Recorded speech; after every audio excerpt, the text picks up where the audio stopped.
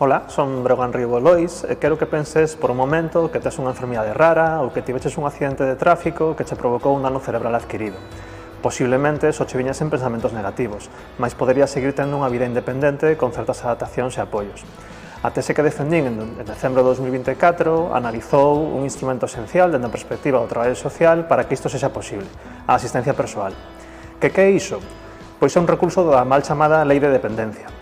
Trátase dunha persoa que traballaría para ti, sendo os teus pés, os teus ollos, as túas mans, permitindo que sigas mantendo ou tomando as decisións de xeito autónomo e conservando a túa vida independente.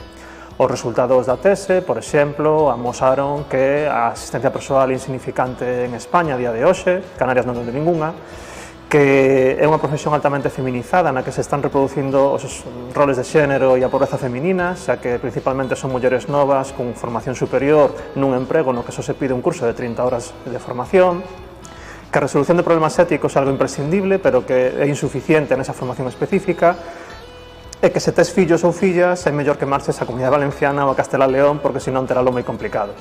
En conclusión, aínda nos queda moito por camiñar para garantir unha vida realmente independente, como nos pide o artigo 19 da Convención Internacional sobre os Dereitos das Persoas con Discapacidade.